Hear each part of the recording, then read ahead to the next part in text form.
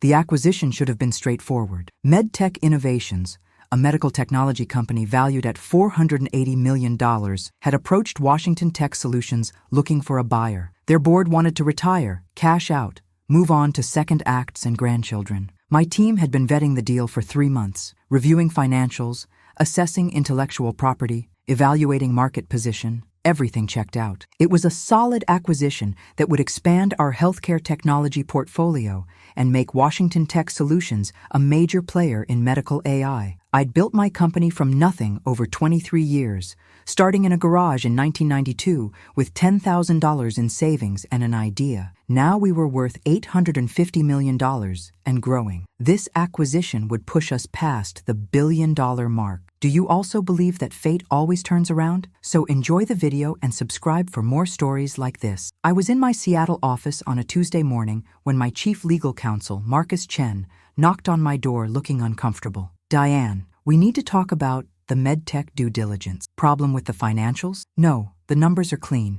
It's something else, something personal." He handed me a folder. The founder and CEO, Evelyn Montgomery Harrison. She's 74, established the company in 1985 after working as a nurse, built it into what it is today. Respected businesswoman, philanthropist, married to Henry Harrison for 45 years, 3 adult children, 7 grandchildren. "Marcus, I don't need her biography. What's the issue?" He hesitated, which wasn't like him. Marcus had been with me since the early days, helped me navigate 1,000 tricky legal situations. He didn't get nervous easily. Her maiden name was Montgomery, Evelyn Jane Montgomery, born in Atlanta, Georgia in 1951. And Diane, according to the background check we ran, she had a child in 1967, a daughter, given up for adoption immediately after birth at Grady Memorial Hospital in Atlanta. The world tilted. I gripped my desk edge, forcing my voice to stay steady. "Why are you telling me this?" "Because your adoption records, the sealed ones you showed me when we did your estate planning 5 years ago,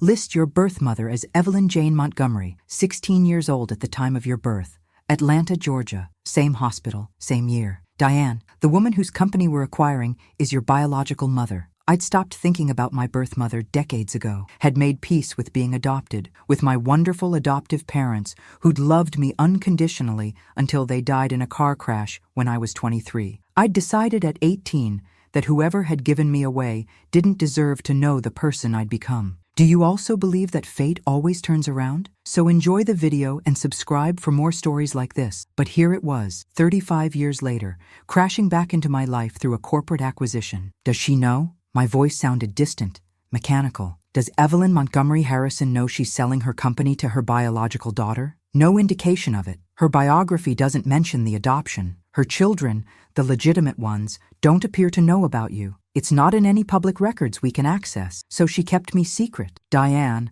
I can recommend we back out of the acquisition. Find another target. You don't have to—" "No." The word came out sharper than I intended. "We're not backing out. This is a good deal, strategically sound.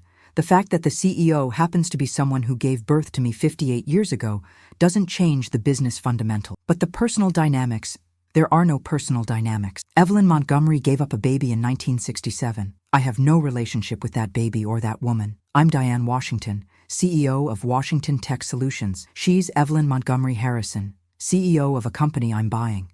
That's it." Marcus looked skeptical, but didn't argue. "The acquisition timeline requires face-to-face meetings. Standard protocol, you meet with the selling CEO, establish rapport, ensure smooth transition. Can you do that?" "Why wouldn't I be able to?" "Because you're human, Diane. Because meeting the woman who gave you up for adoption is going to trigger emotions, whether you want it to or not." I thought about that. About the baby left at a hospital in Atlanta with a note saying her mother couldn't keep her. About 3 years in foster care before the Washingtons adopted me and gave me their name, their love, their unwavering belief that I could do anything. About the teenage girl who'd written that note, now a 74-year-old CEO who'd built a successful company and apparently forgot about the daughter she'd discarded. "Schedule the meetings," I told Marcus. "I'll be fine." He left, still looking concerned. I sat alone in my office, staring at the folder containing Evelyn Montgomery Harrison's biography. The professional headshot showed a white woman with silver hair, styled elegantly,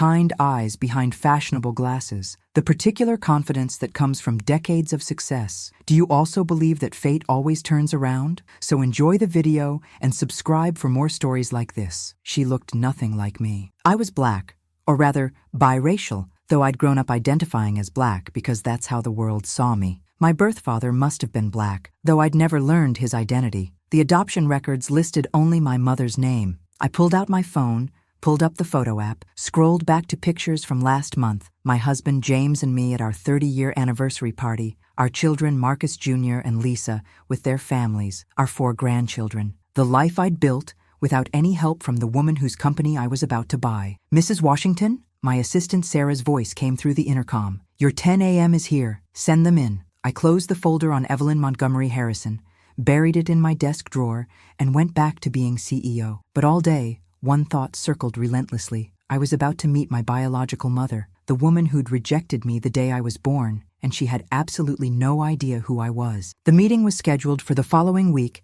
at MedTech's headquarters in Bellevue, Washington. Convenient, since they'd relocated from Atlanta 15 years ago, making them a local acquisition target. I spent that week preparing obsessively, reviewed every document about MedTech, memorized Evelyn's professional history, studied photographs of her and her family. Her husband, Henry, was a retired architect. Her 3 children, Michael, Sarah, and David, were all successful professionals in their 40s. The grandchildren ranged from 8 to 17. She'd built a nice life, a complete life, one that apparently had no room for the baby she'd given away. You're being intense about this, my husband James observed the night before the meeting. We were in our home office, me reviewing notes at 11 p.m., him trying to get me to come to bed. It's a major acquisition. I'm always intense about major acquisitions. This isn't about the acquisition. This is about her. James knew everything. I told him about being adopted on our 3rd date, shared what little I knew about my origins. He'd never pushed me to search for my birth parents, had understood when I'd said I wasn't interested in relationships with people who'd given me up. I'm fine, I said. You're not fine. You've been wound tight all week. Diane, you don't have to do this meeting. Send Marcus, send anyone else. You don't owe this woman a face-to-face. I'm not doing it for her. I'm doing it because it's standard procedure, because backing out looks weak, because I've built this company by never letting personal feelings interfere with business decisions. And what happens when you're sitting across from her and she has no idea she's looking at the daughter she abandoned? Then I close a $480 million deal and move on with my life. James pulled me up from my chair, wrapped his arms around me in a way that usually made me relax. I love how strong you are, how you built everything from nothing. But baby, strength doesn't mean pretending you don't feel things. It's okay to be angry about what she did. It's okay to want answers. Do you also believe that fate always turns around? So enjoy the video and subscribe for more stories like this. I don't want answers. I want to finish this acquisition. But lying in bed that night, unable to sleep, I admitted to myself what I'd been avoiding all week. I did want answers. Wanted to know why a 16-year-old girl in Atlanta had given away her baby. Wanted to know if she'd ever thought about me. Ever wondered what happened to the daughter she'd left at a hospital? Wanted to know if meeting me now, successful and powerful, and everything she'd never be part of, would make her regret her choice. The next morning, I dressed in my best suit, navy Armani, pearls, the subtle statement of wealth and power. My natural hair was styled in twists, pinned elegantly. I looked every inch the successful CEO, the self-made millionaire, the woman who'd built an empire without anyone's help. Marcus drove us to MedTech's offices, a modern building with their logo prominently displayed. Inside, we were escorted to a conference room where Evelyn's team was already assembled, and then she walked in. Evelyn Montgomery Harrison was smaller than I'd expected, maybe 5'4", wearing a simple gray suit and minimal jewelry. She moved with the particular grace of someone comfortable in her authority, shaking hands with my team, introducing her CFO and COO. Then she got to me. Ms. Washington, it's an honor. I've followed your company's trajectory for years. What you've built is extraordinary. Her hand in mine was cool, firm, professional. Her eyes, blue, clear, kind, showed no recognition, no awareness that she was shaking hands with the baby she'd given away 58 years ago. Thank you, I said, my voice steady. MedTech has an impressive reputation. We're excited about the potential acquisition. We sat, me at one end of the conference table, Evelyn at the other. For the next 2 hours, we discussed business, market positions, integration strategies, transition timelines. Evelyn was sharp, asked good questions, demonstrated deep understanding of her company's value and potential. She was also warm, funny, self-deprecating in a way that made her team obviously love working for her. She told stories about building medtech in the 80s, about being a nurse who saw problems in medical technology and decided to fix them. I wanted to make healthcare better, she said at one point. Wanted to use technology to help vulnerable people who couldn't advocate for themselves. That's always been my mission, protecting the vulnerable. The irony was suffocating. This woman who'd abandoned a vulnerable baby now built her identity around protecting vulnerable people. During a break, while the teams mingled, Evelyn approached me directly. Ms. Washington, I know this probably sounds odd, but I feel like there's something familiar about you. Have we met before? My heart pounded. I don't believe so. I grew up in Seattle, built my business here. You're from Georgia originally, correct? Atlanta, yes. Moved here in 2010 for business reasons. She studied my face. It's strange. You remind me of someone. I can't quite place it. I have one of those faces, I said lightly. Maybe. But she kept looking at me with an expression I couldn't read. Curiosity mixed with something that might have been recognition, or memory, or guilt. The meeting concluded with agreement to move forward with due diligence. As Evelyn's team left, she paused at the door. Ms. Washington, would you be willing to have lunch next week? Just the two of us? I like to personally know the people I'm passing my company to. MedTech is my legacy. I want to make sure it's in good hands. Every instinct screamed to refuse, but business protocol demanded I accept. Of course, have your assistant coordinate with mine. She smiled, warm, genuine, and left. Marcus waited until we were alone. Well, what? How do you feel? Seeing her? I gathered my materials, my hands steady, despite the chaos in my chest. I feel like we're one step closer to closing a major acquisition, that's all. But driving back to Seattle, I couldn't stop thinking about her question. Have we met before? Yes, I wanted to say. 58 years ago, in a hospital in Atlanta, you gave birth to me and walked away. We've met, you just don't remember. And I was going to make sure that when you did remember, when I chose to reveal who I was, the realization destroyed you. Or maybe it would destroy me. I wasn't sure which terrified me more. The restaurant Evelyn chose was expensive without being ostentatious, a French bistro in downtown Bellevue, known for quiet corners and excellent wine. I arrived 10 minutes early, a power move I'd learned decades ago. Control the space before the meeting starts. But Evelyn was already there, seated at a corner table with a view of the courtyard. She stood when I approached, and I was struck again by how small she was. In my heels, I towered over her. Ms. Washington, thank you for making time. She gestured to the chair across from her. I hope you don't mind, but I ordered wine. Excellent Pinot Noir. Unless you prefer something else, that's fine. We settled into small talk. The weather, Seattle versus Atlanta, the restaurant's reputation. Evelyn was good at this, the social choreography that smooths business relationships. But I could sense her purpose underneath. She wanted to assess me, understand who was taking over her life's work. Tell me about yourself, she said, after our food arrived. Your biography says you started Washington Tech Solutions in 1992. That must have been challenging. A young woman, black woman especially, in technology. Not exactly a welcoming field back then. It wasn't. But I had advantages. Good education, strong work ethic, and enough anger to fuel me through the hard parts. Anger? At being underestimated, at people assuming I didn't belong, at having to work twice as hard to get half the recognition. I paused. And anger at people who'd failed me. That's motivating. Evelyn's expression shifted slightly, something that might have been understanding or empathy. I imagine you faced a lot of obstacles building what you've built. Everyone faces obstacles. The question is whether you let them stop you. True, though some obstacles are bigger than others, more fundamental. She sipped her wine. Your biography also mentions you were adopted. If you don't mind my asking, do you have relationship with your birth family? The question landed like a punch. She'd clearly done research, knew more about me than I'd realized. I kept my voice neutral. No, my birth mother gave me up. My adoptive parents, the Washingtons, raised me. They died in a car accident when I was 23, so I've been on my own for a long time. I'm sorry for your loss, and I'm sorry about your birth mother. That must have been painful, not having answers about where you came from. I have all the answers I need.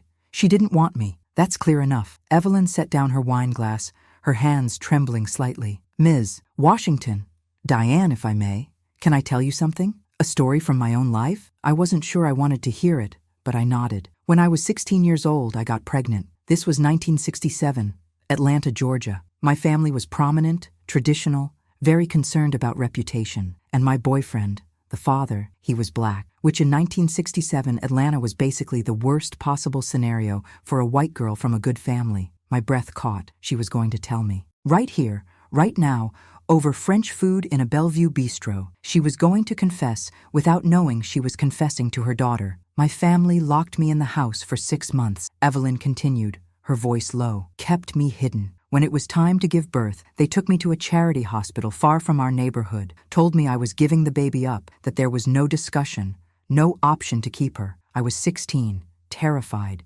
completely powerless. Her? I managed. The baby. A daughter. I held her for maybe 5 minutes. Then a nurse took her away. My mother told me to forget her, to never mention her, to move on with my life like it never happened. And legally, I had no rights. At 16, I couldn't make decisions about my own child. My parents made them for me. Why are you telling me this? Evelyn met my eyes. Because you said your birth mother didn't want you. And I wonder if that's true. Or if your birth mother was in a situation where wanting you wasn't enough, where love didn't translate to ability to keep you. The confession sat between us, heavy and complicated. She still didn't know, didn't realize she was describing my birth to me, explaining the circumstances of my abandonment. Did you ever try to find her? I asked. Your daughter? I tried for years, hired private investigators, contacted adoption agencies, established a trust fund in case she was ever found. But adoption records in the 60s were sealed tight. I hit wall after wall. Eventually I had to accept that I might never know what happened to her, whether she was alive, whether she was okay, whether she hated me for giving her up. Maybe she doesn't hate you. Maybe she just doesn't care. Maybe she built a life without you and moved on. Maybe. But I've always hoped, that whoever raised her loved her, that she had opportunities I couldn't give her at 16, that despite how she came into the world, she found family and purpose and happiness. And if she did, if she became successful, built a good life, would that make you feel less guilty about abandoning her? Evelyn flinched at the word, abandoning. I didn't abandon her. I was 16 years old, trapped by parents who threatened to have me institutionalized if I didn't comply. I did the only thing I could do. I made sure she went to a hospital, made sure she'd be placed for adoption rather than disposed of. My mother suggested I handle it before the birth. Do you understand what I'm saying? Horror crept through me. She wanted you to terminate the pregnancy. And when I refused, when I insisted on carrying to term, she wanted me to leave the baby somewhere it wouldn't be found. I fought for adoption, for giving my daughter a chance at life, even if I couldn't be part of it. I set down my fork, appetite gone. You're saying you saved her. I'm saying I did the best I could in an impossible situation. And I've spent 58 years wondering if it was good enough, wondering if my daughter, wherever she is, knows that I wanted her, that giving her up was the hardest thing I've ever done, that not a day has passed when I didn't think about her. The confession hung between us, and I realized this lunch wasn't about vetting me for the acquisition. This was about Evelyn unburdening herself to someone she thought understood adoption, who might offer absolution for a choice made when she was barely more than a child herself. Why tell me this? I asked quietly. Why now? Because you said your birth mother didn't want you. And I want you to consider, truly consider, that maybe your birth mother did want you. Maybe she fought for you in the only ways she could. Maybe letting you go was her way of loving you when she had no other options. Or maybe she's rewriting history to make herself feel better about abandoning a baby. Evelyn's eyes filled with tears. Maybe. But Diane, when I look at you, I see the daughter I gave up. Same age she'd be now. Same strength, same fire, and I think about what kind of woman she might have become, whether she'd be successful like you, whether she'd be angry like you clearly are, whether she'd ever forgive me if we met. My heart was racing. What makes you think I'm angry? Because I recognize anger. I carried it for years, at my parents, at the situation, at myself for not being strong enough to keep my daughter. Anger is fuel, but it's also poison. Eventually, you have to decide whether holding on to it serves you or just keeps you trapped in the past. And you've let go of your anger? I've channeled it into building MedTech, into helping vulnerable mothers, into trying to make the world a place where 16-year-old girls have better options than I did. That's my penance. That's how I live with what happened. I stood abruptly. I need to go. Thank you for lunch. Diane, wait. Did I say something wrong? No. You said exactly what you needed to say. I need to process it. I left cash on the table, more than enough to cover both meals, and walked out. Made it to my car before the tears came. Sat in the driver's seat of my Mercedes, shaking, crying, furious and devastated in equal measure. She didn't know. After everything, After telling me about giving up a daughter, after describing the exact circumstances of my birth, after practically begging for forgiveness from a stranger who happened to have been adopted, she didn't recognize me. Or did she? That comment about me reminding her of her daughter, was that subconscious recognition? Some instinct telling her she was sitting across from the baby she'd given up? I called Marcus. I need you to pull all the documents from Evelyn Montgomery Harrison's past. Everything. I want to know if she's telling the truth about 1967, about her family, her circumstances, her attempts to find me, all of it. Diane, what happened at lunch? She told me about giving me up. Didn't realize she was confessing to her daughter, but she told me everything. And Marcus, I need to know if it's true. If she really was trapped, really fought for me, or if this is just a convenient story she's told herself for 58 years. And then what? Once you know, then I decide whether to tell her who I am, and whether learning the truth will destroy her or save us both. Perfeito. Continuando com os capítulos 4 e 10 de From Rejection to Reckoning, Marcus delivered the report 1 week later. It was thick, over 200 pages of documentation pulled from archives, court records, hospital files, and private investigator reports spanning decades. We sat in my home office, James present because I'd asked him to be, while Marcus walked us through what he'd found. Everything Evelyn told you at lunch appears to be true, Marcus began. Her family, the Montgomerys, were prominent in Atlanta society, old money, very traditional, very concerned with reputation. In 1967, Evelyn Jane Montgomery was 16 years old, a junior at an exclusive private school. He pulled out a photograph, a teenage girl with blonde hair, wearing a school uniform, smiling uncertainly at the camera. She looked impossibly young. In spring of 1967, Evelyn started dating a classmate's older brother, Samuel Jackson, 21, black, working as a mechanic while attending community college. They kept the relationship secret, knowing her family would never approve. How did you find this?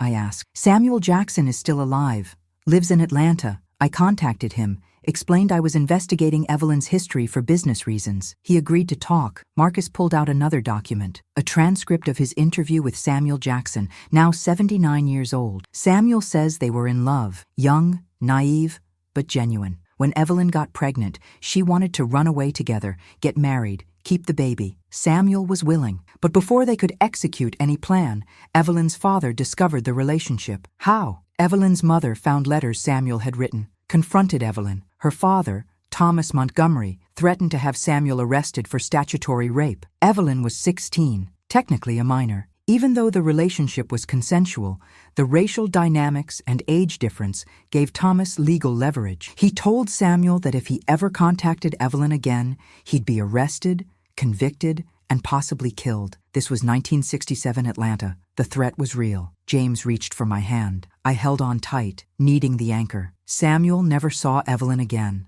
Marcus continued. Never knew what happened to the baby. He married someone else years later, had other children, but he said he's thought about Evelyn and their child his entire life. He asked me to pass along a message if I ever found the child. I wanted you. Your mother wanted you. We were kids who made a mistake, but you were never the mistake. I'm sorry I couldn't protect either of you. I couldn't breathe. My father, my biological father, was alive, wanted me, had been threatened and separated from his child by violence and racism. What happened to Evelyn? I managed. Her family locked her in the house, literally. Thomas Montgomery had bars installed on her bedroom windows. She was homeschooled for the remainder of her pregnancy, hidden from neighbors and friends. Family told people she'd gone to stay with relatives in Europe. Marcus pulled out medical records. Evelyn gave birth at Grady Memorial Hospital on December 3, 1967. She was in labor for 14 hours. Hospital notes indicate she was distressed and non-compliant, kept asking for Samuel, kept asking to keep the baby. Her parents refused to allow contact information for the father to be recorded. They told the hospital staff the baby would be immediately surrendered for adoption. And the note I'd been told about, that said, my mother couldn't keep me. Evelyn wrote it, but not the way you were told. Marcus pulled out a copy, yellowed, fragile, preserved in hospital archives. The handwriting was shaky, obviously written under duress. I cannot keep this child because my family won't allow it. Please find a good home for her. Tell her I wanted her. Tell her I'm sorry. Tell her I love her. E.M. The words blurred as tears filled my eyes. They changed it. Someone changed what the note said. Hospital administrative notes indicate the Montgomery family attorney was present at the birth. He likely edited the note, or had it rewritten to remove any suggestion that Evelyn wanted to keep you, made it seem like she was willingly surrendering you rather than being forced. Jesus Christ, James whispered. Marcus continued. After the birth, Evelyn was sent to a psychiatric facility for 3 months. Involuntary commitment. Thomas Montgomery had her diagnosed with hysteria and depression, convenient diagnoses that kept her institutionalized and silent. By the time she was released, the adoption was finalized. You'd been placed with the Washington family. Records were sealed. And afterward, Evelyn went to college, became a nurse, eventually married Henry Harrison in 1975. She had 3 children with him, apparently a very stable marriage. But starting in 1992, she began hiring private investigators to find you. Marcus pulled out contracts, receipts, correspondence with adoption agencies. Evelyn had spent hundreds of thousands of dollars over decades trying to locate her first daughter. In 1995, she established a trust fund, $2 million, to be given to my first biological daughter if she is ever located. She appointed an attorney named Richard Stevens to administer the trust and continue the search. I never received anything from a trust because Richard Stevens died in 1998. Heart attack. The trust became orphaned in the legal system. No one managing it. No one actively searching for you. It's been sitting in probate for 27 years, accruing interest. Current value is approximately $8.3 million. I stared at him. $8 million, just sitting there. For me. For Evelyn's daughter, who she never stopped looking for. Diane, everything she told you at lunch was true. She fought for you within the constraints of being a terrorized 16-year-old. She never stopped thinking about you. She built her career around helping vulnerable mothers, specifically because of what happened to her. James pulled me close. I buried my face in his shoulder, overwhelmed by information that upended everything I'd believed for 58 years. There's one more thing, Marcus said quietly. Evelyn's health. She was diagnosed with stage 3 ovarian cancer 6 months ago. She's undergoing treatment. That's part of why she's selling MedTech. She wants to settle her affairs, spend time with family while she can. How long does she have? Prognosis is uncertain. Could be years with treatment. Could be months if treatment fails. But Diane, she's dying without ever knowing what happened to you, without ever knowing you're alive, successful, that you turned out okay. I pulled away from James, wiped my eyes,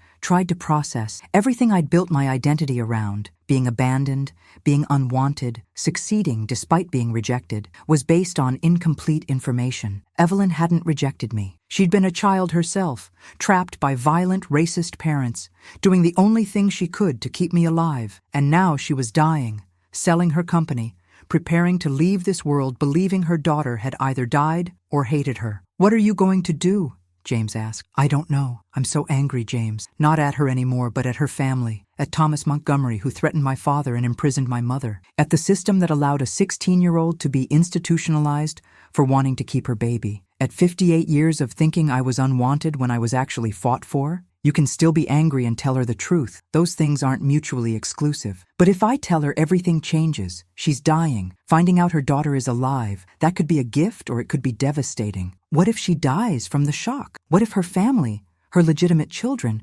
reject her for having hidden me all these years? Or, Marcus suggested gently, what if she finally gets the peace she's been searching for her entire adult life? What if knowing you're okay, knowing you succeeded, knowing you turned out to be an extraordinary woman, what if that's exactly what she needs before she dies? I stood, paced to the window overlooking Seattle. Below, the city sparkled with lights, full of lives being lived, choices being made, truths being revealed or hidden. I need to talk to Samuel Jackson, I said. My father. Before I decide anything about Evelyn, I need to meet the man who wanted me. I can arrange it, Marcus said. He said he'd be willing to meet you any time. And I need to talk to Evelyn's children, find out if they'd accept me or destroy their mother for having kept this secret. That's risky, James warned. If they tell Evelyn before you're ready, then it's out of my hands. But I can't make this decision in a vacuum. Too many people will be affected.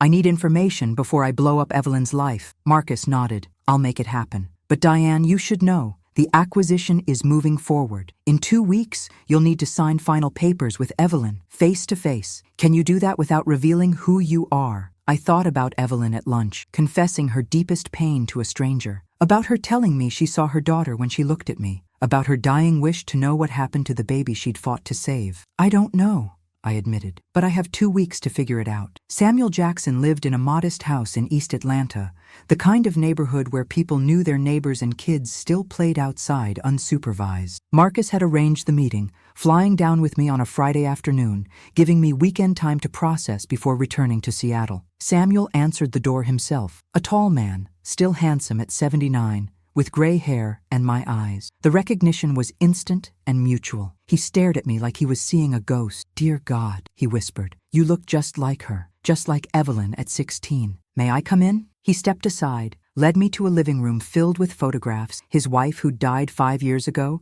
his children and grandchildren, a life fully lived. But on the mantel, separate from the rest, was a single frame, a young Evelyn Montgomery, smiling at the camera, obviously in love. "I kept that photo for 60 years, Samuel said, noticing my gaze. "My wife knew about Evelyn, knew about you. She understood. Some loves don't end just because circumstances separate you." We sat. Marcus remained in the car, giving us privacy. "Mr. Jackson?" "Samuel, please. And you're Diane." Marcus told me your name, but I couldn't quite believe it until now. "My daughter. I have a daughter who's 58 years old, successful, alive. I've imagined you my entire life, but never imagined this. Tell me about my mother, the real her, not what I learned from documents." Samuel's face softened with memory. "Evie was brilliant. That's what I called her.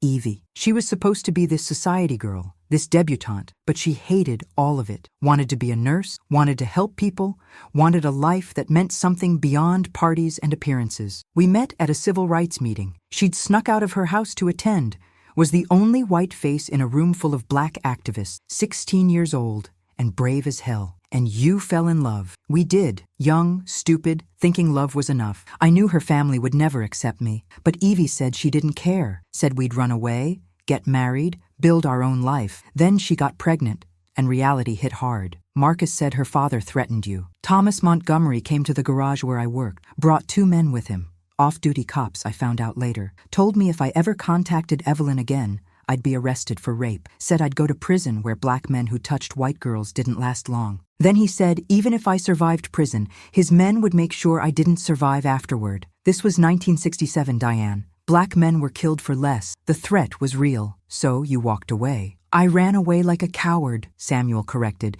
his voice heavy with old shame. I should have fought harder, should have found a way. But I was 21. Scared, and I believed him when he said I'd get Evelyn killed too if I didn't disappear. So I did. Left Atlanta, went to Chicago for 5 years, tried to forget. Did you? Never. Came back in 1972, tried to find Evelyn. Learned she'd been sent away during the pregnancy, came back different. People said she'd had a breakdown. I went to her house once, saw her from a distance. She looked haunted. I wanted to approach her, but Thomas Montgomery still had connections. I couldn't risk it. She married someone else, Henry Harrison. Good man by all accounts. Treated her well, gave her the stable life I couldn't. I was glad for that, glad she found happiness. But I always wondered about the baby, about you. His voice broke on the last word. I saw tears on his face. This 79-year-old man crying for the daughter he'd lost, the love he'd been forced to abandon. Why didn't you try to find me? You could have hired investigators, searched adoption records. I did try, for years, but records were sealed, and I didn't have resources to fight the legal system. I was a mechanic, Diane. Didn't make much money. Couldn't afford the kind of lawyers it would take to unseal adoption records. Eventually, I accepted that maybe you were better off not knowing about me. Better off thinking you came from nothing than knowing you came from a love that ended in threats and violence. I needed to know, I said quietly. I spent my whole life thinking I was unwanted, that both my parents had just discarded me. Finding out you wanted me, that you were forced away, that changes everything. I did want you, still do. But I also understand if you're angry, if you can't forgive me for not fighting harder. I've spent 60 years asking myself if I could have done more. I looked at this man, my father, and saw genuine regret, genuine love, genuine pain. He wasn't a villain. He was a young man who'd been threatened by violent racists and made the only choice that seemed survivable. I'm not angry at you, I said. I'm angry at the system that made loving across racial lines dangerous. I'm angry at Thomas Montgomery for threatening to kill you. I'm angry at 58 years of not knowing this story. But I'm not angry at you or Evelyn. You were kids in an impossible situation. Samuel wiped his eyes. Tell me about your life. Marcus said you're successful. CEO of a tech company. How did you get there? I told him everything. Being adopted by the Washingtons, growing up in Seattle, losing my adoptive parents young, building my company from nothing, my marriage to James, my children and grandchildren. I told him about the life I'd built without any biological family, without ever knowing where I came from. "You did it all on your own," Samuel said with obvious pride. "Built an empire, raised a family, succeeded despite everything. That's extraordinary, Diane. I had help. My adoptive parents gave me everything. Love, education, belief that I could do anything. They're the ones who made me who I am, and I'm grateful to them. But they worked with good raw material. You got your strength from Evie. She was the most determined person I ever met. And maybe you got some of my stubbornness too." We talked for 3 hours, filling in gaps, sharing stories, building a relationship from nothing. Before I left, Samuel asked, "Are you going to tell her? Tell Evelyn you're her daughter?" "I don't know yet. Marcus told me she's sick, ovarian cancer. I heard through mutual acquaintances. It's stage 3. She might not have much time." Samuel gripped my hands. "Diane, I lost 60 years with you because I was scared, because I let threats and circumstances keep me from fighting. Don't make the same mistake. If you want a relationship with your mother, don't wait. You can't get back time that's lost. But what if telling her makes things worse? What if her family rejects her? Or the shock affects her health? Or what if she dies, never knowing her daughter survived, never knowing you turned out to be someone she'd be incredibly proud of? Which regret do you want to live with?" I didn't have an answer. Back in Seattle, I made a decision that terrified me. I contacted Evelyn's children. Michael Montgomery Harrison was 45, a cardiologist in Boston. Sarah was 43, a lawyer in Atlanta. David was 40, working in medical research in California. None of them knew about me, but all of them were about to learn their mother had a secret that predated them by 8 years. I flew to Boston first, meeting Michael at his hospital office. He'd agreed to the meeting thinking it was about the MedTech acquisition, showing up in scrubs between surgeries, looking exhausted and puzzled. "Ms. Washington, I appreciate you wanting to meet with me, but I'm not involved in my mother's business decisions. You'd be better off talking to her directly. This isn't about the acquisition." "Not exactly. It's about your mother's past, something she's kept secret for 58 years. And before I reveal it to her, I need to know how her family will react." Michael's expression shifted to concern. "Is she in trouble? Legal trouble?" "No, but what I'm about to tell you will change how you see her. And I need to know, when you learn the truth, will you support her or condemn her?" "That depends on the truth," so I told him. About Evelyn at 16, about Samuel Jackson, about the pregnancy and forced adoption, about the baby girl who was surrendered at Grady Memorial Hospital in 1967. Michael listened without interrupting, his doctor's training allowing him to process information without immediate reaction. When I finished, he sat back in his chair, processing. "My mother had a child before me. Yes, a daughter she gave up, a daughter who was taken from her. There's a difference. And that daughter is me. I'm Evelyn's first child, your half-sister." Michael stared at me, medical mind clearly running through evidence, looking for tells that I was lying or delusional. "You have proof?" I handed him the folder Marcus had compiled. Birth records, DNA analysis, showing 99.9% probability that Evelyn was my biological mother. The original note Evelyn had written. Documentation of her decades-long search. Michael read everything twice. My God, she never told us. 58 years, and she never said a word. She was 16,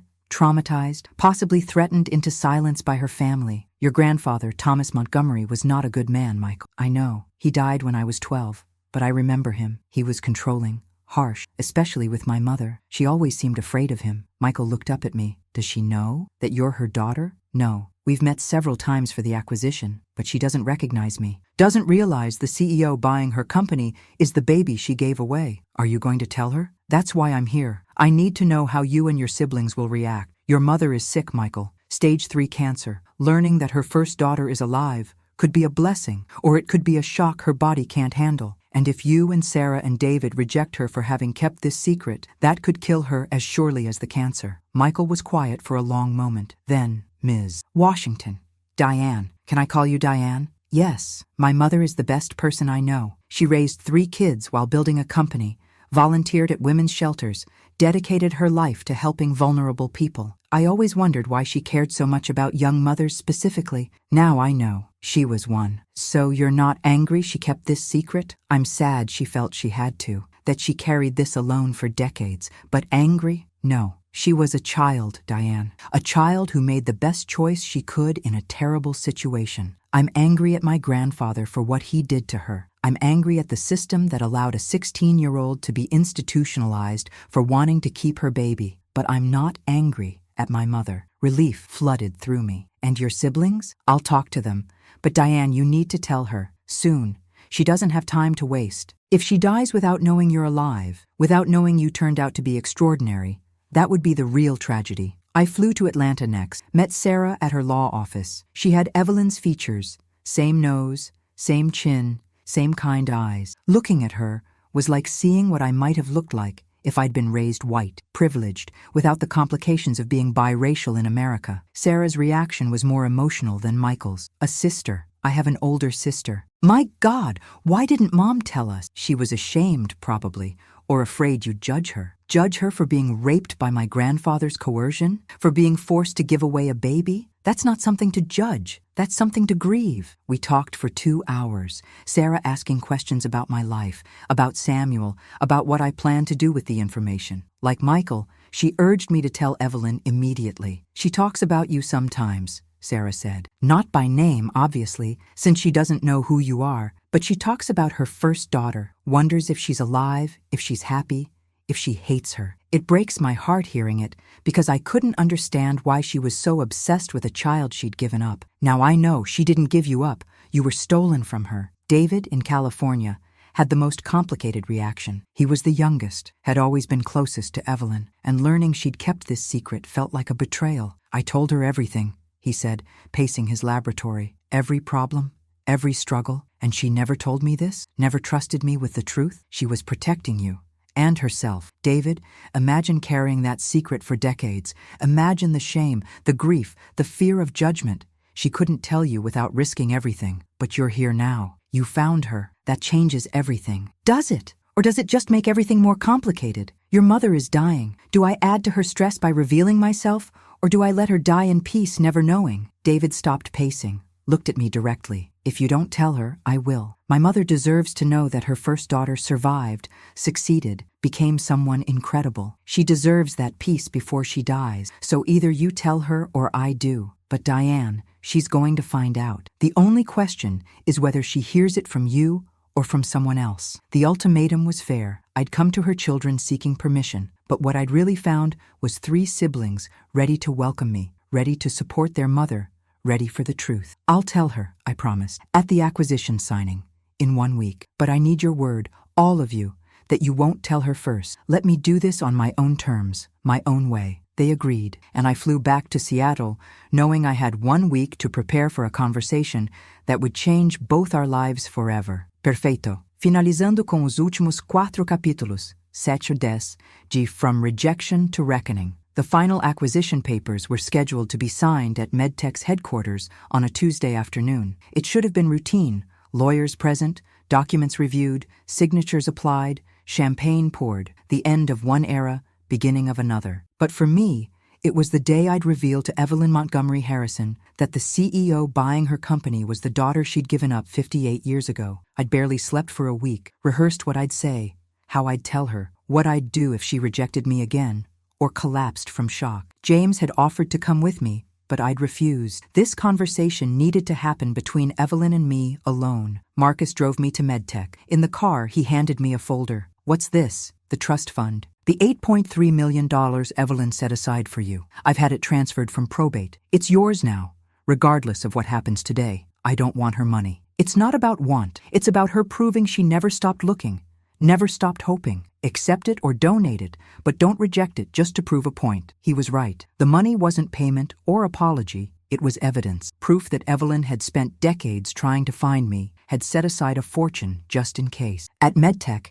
Evelyn's assistant led me to the conference room, but instead of lawyers and paperwork, I found Evelyn alone, standing by the window, looking frailer than I remembered. Ms. Washington, Diane, thank you for coming early. I asked everyone else to give us an hour before the signing. I wanted to talk to you privately. My heart pounded. Did she know? Had her children told her despite promising not to? Of course. What did you want to discuss? Evelyn turned from the window. She'd been crying. Her eyes were red, her face drawn. I'm dying. I assume your due diligence uncovered that. Stage 3 ovarian cancer, prognosis uncertain, but likely measured in months rather than years. I'm sorry, don't be. I've had a good life. A long life, husband who loved me, children who turned out well, career that meant something. But Diane, there's one thing I need to tell you before I die, something I've been carrying for 58 years. She moved closer, her hands trembling. That lunch we had, when I told you about my daughter, that wasn't random. I knew, not consciously maybe,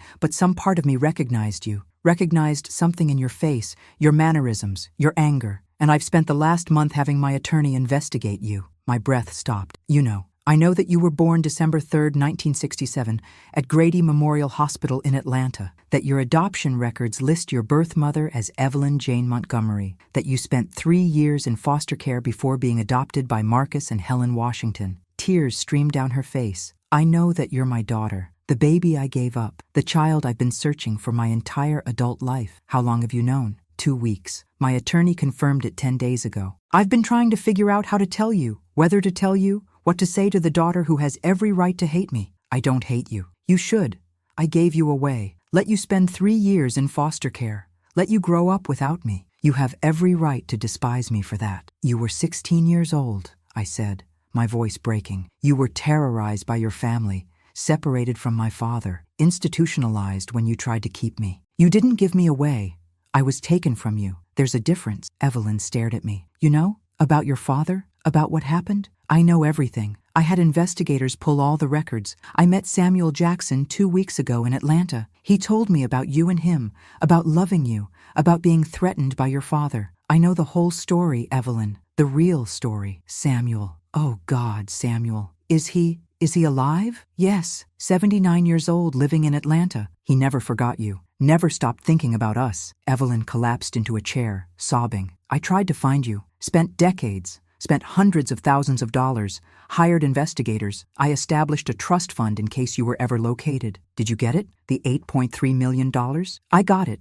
Just learned about it last week. Evelyn, I know you looked for me. I know you never stopped. I know this secret has haunted you for 58 years. Then why? Her voice was anguished. Why buy my company? Why put yourself through meetings with me, through lunches and negotiations? Why not just tell me who you were? Because I was angry. Because for 58 years, I believed I was unwanted. I built my identity around being rejected, around succeeding despite being abandoned. Finding out you actually wanted me, that you fought for me, that upended everything I thought I knew about myself. Are you still angry? Yes, not at you, at your father, at the system, at racism that made loving across racial lines dangerous, at 58 years of not knowing each other. But Evelyn, I'm not angry at you. You did the best you could in an impossible situation. We sat in silence, 2 women separated by decades and connected by biology and trauma, trying to figure out what came next. Your children know, I finally said. I met with Michael, Sarah, and David before coming here, told them about me. They're supportive, Evelyn. They want you to be happy. They're not judging you. You met my children? Your siblings? Our siblings, half-siblings technically, but they made it clear I'm family. Michael wants me to join them for Thanksgiving. Sarah already sent me 3 years of family photos I missed. David is demanding to know everything about my life. Fresh tears streamed down Evelyn's face. They accept you, they love you, and they understand why you kept this secret. Evelyn, you have nothing to be ashamed of. You were a child who survived something terrible and built a beautiful life afterward. That's not shameful. That's extraordinary. I don't feel extraordinary. I feel like a coward who let her daughter grow up without her. Then let me tell you what happened after you let me go. I was adopted by Marcus and Helen Washington, a black couple in their 40s who'd been trying to have children for years. They gave me everything: love, education, confidence, the belief that I could do anything. They raised me to be strong, independent, capable. They died when I was 23 in a car accident, but the foundation they built allowed me to create a company worth $850 million. I pulled out my phone, showed her pictures of James, of our children, of our grandchildren. This is my family, the family I built without you. And Evelyn, they're wonderful. I had a good life, a full life. Yes, there were hard parts. Yes, I struggled with feeling abandoned. But I also had opportunities you couldn't have given me at 16. I had parents who loved me absolutely. That's your legacy. You made sure I went to a good family even when keeping me wasn't an option. Do you forgive me? The question hung between us. Did I? Could I? After 58 years of anger and pain and building identity around rejection, I'm working toward it, I said honestly. I'm not there yet, might never be completely there. But Evelyn, I don't think forgiveness is what you actually need from me. Then what do I need? You need to forgive yourself. You need to stop carrying guilt for choices you made as a terrorized teenager. You need to accept that you did the best you could and that I turned out okay despite everything. More than okay. You're extraordinary, Diane. CEO of a successful company, self-made millionaire, beautiful family. You're everything I hoped you'd become. Then let that be enough. Let knowing I survived, I succeeded, I built a life, let that be your peace. We sat together for a long time, not quite reconciled, but no longer strangers, building something new from the wreckage of what should have been. Finally, Evelyn asked, what happens now? With the acquisition? With us? We sign the papers. You sell me your company. I write you a check for $500 million. And then, if you're willing, we try to build a relationship. Not mother-daughter exactly. Too many years lost for that. But something. Family, maybe. Connection. I'd like that. More than you can know. There are conditions, I said. You have to let me do this at my pace. Some days I'll want to know everything about you. Other days I'll need distance. You have to accept that my adoptive parents were my real parents, that the Washingtons made me who I am. And you have to tell Henry, your husband. He deserves to know. He already knows. I told him 2 weeks ago, after my attorney confirmed who you were. He wants to meet you, wants to welcome you into the family, and you have to get treatment. Real treatment, experimental if necessary, because Evelyn, I just found you. I'm not losing you to cancer without a fight. I'm 74 years old. The prognosis isn't good. I don't care. You fight, we fight. Understood? For the first time since I'd entered the room, Evelyn smiled, genuine, hopeful, alive. Understood. Thanksgiving at Michael's house in Boston was surreal. Evelyn's entire family, Henry, Michael and his wife and 3 children, Sarah and her husband and 2 kids, David and his partner, all gathered in a sprawling colonial that smelled like turkey and possibility. And me, the secret daughter, the half-sister no one had known existed until 2 months ago. James came with me, my anchor in unfamiliar waters, our own children, Marcus Jr. And Lisa had stayed in Seattle, still processing that their mother had found her biological family after 58 years of not looking. Henry Harrison greeted me at the door, a tall man, 80 years old, with kind eyes, and Evelyn's hand clasped firmly in his. Diane, I'm so glad you came. Evelyn's been nervous all week. So have I. Inside, Michael's children, ranging from 12 to 18, stared at me with frank curiosity. The 12-year-old Emma approached directly. Are you really Grandma Evelyn's daughter? The one she had when she was 16? Emma! Michael looked mortified. We talked about boundaries. It's fine, I interrupted. Yes, Emma. I'm your grandmother's first daughter, which makes me your aunt, sort of. It's complicated. Cool. Mom said you're a CEO. What's that like? I ended up spending an hour with Evelyn's grandchildren, my nieces and nephews, answering questions about tech companies and being adopted, and what it was like meeting their grandmother for the first time. They were genuinely curious, accepted me without judgment, made space for me in their family like I'd always belonged. Dinner was chaotic in the way large family gatherings are. Multiple conversations happening simultaneously, children interrupting, adults laughing and debating and sharing stories. And through it all, Evelyn kept looking at me like she couldn't quite believe I was real. After dinner, while others cleaned up, Evelyn and I walked in Michael's backyard. November in Boston was cold, but we both needed the privacy, the space to talk without audience. Your children are wonderful, I said. Your grandchildren, too. You raised them well. They're good people. I'm proud of them. She paused. But I missed raising you. Missed your childhood,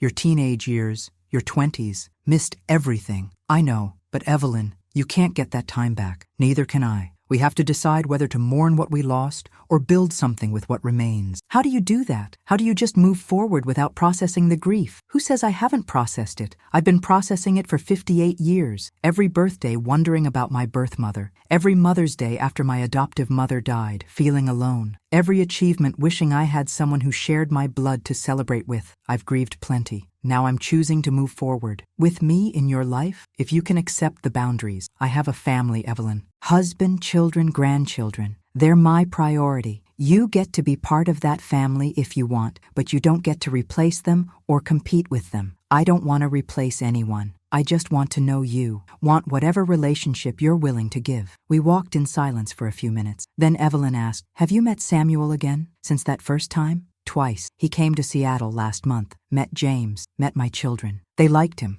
He's charming, funny, full of stories. Marcus Jr. said meeting his biological grandfather gave him perspective on identity and family that he'd never had before. I'm glad. Samuel was a good man, is a good man. I hope he's had a happy life. He has. But Evelyn, he never stopped loving you. He kept your picture on his mantle for 60 years. His wife knew, accepted it, understood. You were his first love. That doesn't just disappear. I know. He was mine too. Before everything got complicated, before the pregnancy and threats and trauma, he was just Samuel, the boy who made me laugh, who treated me like I mattered, who saw me instead of seeing my family's money and status. He wants to see you. Asked me to pass that along. Said if you're ever willing, he'd like to talk. Just talk. Closure maybe. Or connection. I don't know. Evelyn stopped walking. I'm married. Henry is a good man. I'm not suggesting an affair. I'm suggesting two old people who loved each other once having a conversation about the daughter they created. Henry knows about Samuel, knows about you and him. He's not threatened. He's secure enough to understand you had a life before him. Would you be there if Samuel and I met? If you want me to be. I'd like that. I'd like all three of us, you, me, Samuel, to have a conversation about what happened, about what we all lost, and what we're trying to build now. Back inside, as the evening wound down, Sarah pulled me aside. Thank you for coming, for giving Mom this. She's been different since finding you. Lighter, happier, like a weight's been lifted. I'm still processing everything, still figuring out what this relationship looks like. That's okay. Take your time. We're not going anywhere. Sarah hesitated. Can I ask you something? Do you resent us? Michael and David and me? We got the life you should have had. Stable family, mother who was present, all the advantages. I thought about that honestly. Sometimes, not constantly, but sometimes I think about what my life would have been if Evelyn had been allowed to keep me. But then I remember that I wouldn't have been raised by the Washingtons, wouldn't have had the specific experiences that made me who I am, and I like who I am. Would I trade my actual life for a hypothetical one with Evelyn as my mother? I don't know. Maybe not. That's mature of you. It's survival. Resentment is poison. I decided decades ago not to let being adopted define me negatively. Finding Evelyn doesn't change that. It just adds complexity. As James and I drove back to our hotel, he asked, "How are you feeling?" Overwhelmed, grateful, confused, angry at time we can't get back, hopeful about time we have left, all of it simultaneously. Do you regret finding her? Would you rather have completed the acquisition without knowing? No. This is messy and complicated and sometimes painful, but it's also real. I have answers now. I know where I came from, why I was given up, who my biological parents are. That matters. And what about Samuel? Are you really going to facilitate a meeting between him and Evelyn? I think I have to. They're my parents. Biologically, anyway. They created me out of love, were separated by violence and racism, and have carried that loss for 60 years. If I can give them closure, or peace, or even just one honest conversation, I should. You're a better person than most people would be in this situation. I'm not better. I'm just tired of being angry. Anger got me through building my company, got me through hard times, but I don't need it anymore. I need peace. And maybe helping Evelyn and Samuel find peace is how I find it too. The meeting was arranged for January, 2 months after Thanksgiving. Evelyn flew to Atlanta, returning to the city where everything had started. Samuel met us at a neutral location, a private room in a restaurant where we wouldn't be interrupted. I arrived first, needing to set up the space, needing to control something in a situation where I controlled very little. Then Samuel arrived, looking nervous in a way I'd never seen before. I don't know what to say to her, he admitted. It's been 60 years. We're different people now. You say the truth about what happened, about how you felt, about what you've carried. That's all either of you need, truth. Evelyn came last, looking fragile and beautiful simultaneously. She'd lost weight from the cancer treatment. Her hair was thinner, but her eyes were clear and focused. When she saw Samuel, she stopped breathing. Samuel, Evie, they stood frozen, staring at each other across 60 years of separation, across a lifetime of what-ifs and might-have-beens. Finally, Samuel crossed the room and pulled her into a hug. Evelyn collapsed against him, sobbing, and he held her the way he must have held her when they were teenagers in love, when the world was simpler, and their biggest concern was keeping their relationship secret from her parents. "I'm so sorry," Samuel whispered. "I should have fought for you, should have protected you and the baby. I was a coward. You were 21 years old being threatened by violent racists. You did what you had to do to survive. I never blamed you, Samuel. Not once. They sat, still holding hands, and I watched two people who'd loved each other decades ago reconnect as older, wiser versions of themselves. Tell me about your life, Evelyn said. Did you marry? Have other children? I married Rose in 1975. She died 5 years ago. Cancer. We had 3 children together, 6 grandchildren. Good life, good marriage. But Evie, she knew about you. I told her on our second date that I'd loved someone before her, had a child I'd lost. Rose understood, said the past didn't threaten what we were building. I'm glad you had happiness. Did you? With Henry? Yes, he's a good man, patient, kind, loves me despite my baggage. We have 3 children, 7 grandchildren. I built a career I'm proud of. But Samuel, not a day passed when I didn't think about you and the baby, about what we could have been if circumstances had been different. Her name is Diane, Samuel said. Our daughter, she's 58 years old, CEO of a tech company, married 30 years, has her own children and grandchildren. She's extraordinary, Evie. Everything we could have hoped she'd become. Evelyn looked at me, tears streaming. I know. I've spent 2 months getting to know her, learning about her life, her family, her accomplishments. She's more than extraordinary. She's proof that even when we lose everything, life can still turn out okay. We talked for 4 hours about 1967, about the pregnancy and forced separation, about decades of searching and wondering, about the lives we'd each built despite the trauma, about regrets and gratitude and the complicated nature of finding each other after so much time had passed. Do you regret it? Samuel asked Evelyn at one point. Do you wish you'd fought harder, run away with me, kept the baby? I regret that we didn't have the option, that my father's racism and my family's violence made keeping her impossible. But Samuel, if I'd run away with you at 16, we'd probably both be dead. My father would have found us. And Diane, she got adopted by a good family, got opportunities neither of us could have given her at that age. So do I regret the circumstances? Absolutely. But do I regret that she survived and thrived? Never. I felt the same way, Samuel said. Spent years wondering if I should have fought, should have ignored the threats. But you know what? We were kids, 21 and 16. We didn't have resources to fight wealthy, violent white supremacists. We survived. And most importantly, our daughter survived. That's what mattered. As the evening ended, Evelyn asked, "Can we do this again? The 3 of us? I'd like Diane to know both her biological parents, to have connections with both of us." "I'd like that too," Samuel agreed. They both looked at me, and I realized they were giving me something I'd never expected to have. Not perfect parents, not the childhood I should have had, but something real. 2 people who'd loved each other, created me out of that love, been torn apart by circumstances beyond their control, and still carried that love 60 years later. "Yes," I said, "we can do this again. All of us, but with one condition. You 2 forgive yourself. Stop carrying guilt for choices you made as terrified kids. You did the best you could. That has to be enough." Evelyn and Samuel looked at each other, a lifetime of regret visible in their faces. Then slowly, they nodded. "We'll try," Evelyn said. "That's all I ask, that we all try." Evelyn died on a Saturday morning in March, 8 months after I'd learned she was my mother. The ovarian cancer, despite aggressive treatment, had spread. She died at home, Henry beside her, her children, our children, surrounding her. I was in Seattle when Michael called. "She's gone." She went peacefully, in her sleep. The last thing she said was, "Tell Diane I love her. Tell her I'm grateful I got to know her. Tell her to live well." The funeral was enormous. Hundreds of people whose lives Evelyn had touched through MedTech, through her charity work, through decades of helping vulnerable people. But the family gathering afterward was small, just those who mattered most. Henry pulled me aside during the reception. "She left you something, beyond the trust fund, beyond the sale of the company. A letter. She wrote it 2 days before she died." He handed me an envelope, worn from Evelyn's handling. Inside, her handwriting, shaky from illness but still clearly hers. "My dearest Diane, if you're reading this, I'm gone. And I hope I'm not being presumptuous by calling you my daughter after only 8 months of knowing you. But you are my daughter, the first child I carried, the baby I loved enough to give away when keeping you meant you'd be raised by monsters. Thank you for finding me. Thank you for revealing yourself instead of completing the acquisition and disappearing. Thank you for those 8 months of getting to know you, meeting your family, being part of your life even in a limited way. Thank you for introducing me to Samuel again, for giving 2 old people a chance to make peace with the past. That lunch the 3 of us shared in January, where we laughed and cried and talked about what might have been, That's one of the best memories of my entire life. I'm leaving this world with 3 regrets: that I didn't get to raise you, that I didn't get to know you for the first